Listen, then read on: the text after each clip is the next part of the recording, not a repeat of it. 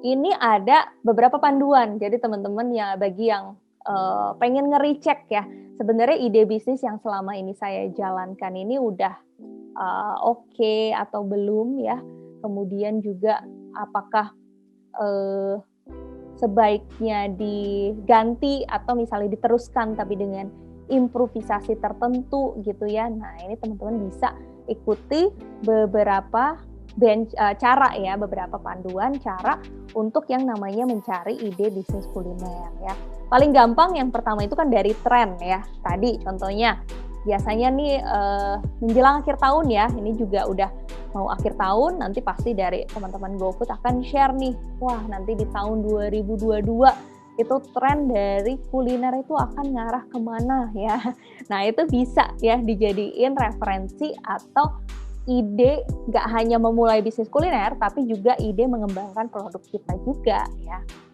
Terus yang kedua itu adalah kita istilahnya tuh namanya benchmarking ya. Jadi benchmarking ini contohnya kita tuh ngeliat dulu ke bisnis kulinernya orang lain ya.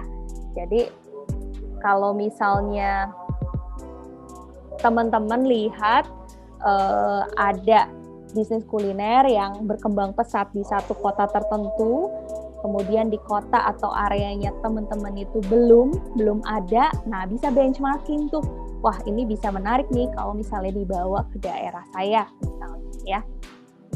Kemudian bisa juga berdasarkan problem market ya, contohnya, wah kalau di daerah saya ya udah mulai banyak orang yang nanyain tentang makanan sehat ya, jadi tapi masih sedikit yang jual. Nah itu contoh ya dari banyaknya market atau kita masuk ide bisnis atau ide produk itu dari permasalahan-permasalahan yang terjadi di market.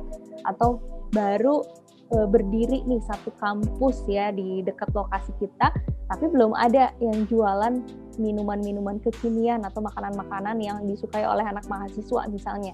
Nah itu berdasarkan dari market problem yang ada di sana. Terus bisa juga berdasarkan opportunity. Contohnya, kalau di Indonesia ya, walaupun kopi udah mulai sangat menjamur, tapi pada saat teman-teman lihat, ternyata yang namanya industri kopi itu terus tumbuh dan masih sangat kecil sekali dibandingkan industri kopi di luar negeri gitu ya. Nah ini berarti masih ada opportunity yang sangat besar. Berarti walaupun pemain kopinya udah banyak, tapi marketnya malah bertambah besar ya. Akhirnya yang namanya di ekonomi kan ada supply demand ya, artinya semakin bertumbuh marketnya akan terus dibutuhkan tuh ya supply atau mereka yang menjual produk yang marketnya terus tumbuh ya. Yang kelima ada juga ya, ikutan-ikutan aja ya. Ini sebenarnya true story ya teman-teman. Ini mirip-mirip juga sama tren ya. Jadi mungkin dari 6 ini bisa saling beririsan juga ya. Kadang-kadang banyak juga mereka yang berbisnis kuliner itu base-nya itu dari memang tren ya. Dulu pada saat tren es kepal Milo misalnya ya, sangat boleh sekali teman-teman memanfaatkan riding the trend tadi. Banyak banget nih yang buka dan jual es kepal Milo, ternyata itu lagi tinggi-tingginya banget penjualan ya. Kemudian teman-teman masukin jadi produk baru, wah ternyata berkontribusi peningkatan penjualan bisa sampai 30% misalnya ya, itu sangat mungkin sekali ya teman-teman. Dan bisa juga kalau misalnya teman-teman punya mentor ya, atau misalnya ngobrol dengan orang-orang yang juga sebagai praktisi bisnis kuliner, biasanya mereka punya informasi-informasi rahasia gitu ya dalam tanda kutip, atau kadang-kadang banyak jalan-jalan, akhirnya juga banyak ide-ide yang suka mereka share gitu ya, teman-teman jadi terinspirasi ya dan mengeksekusi ide-ide yang juga diberikan oleh mentor-mentor.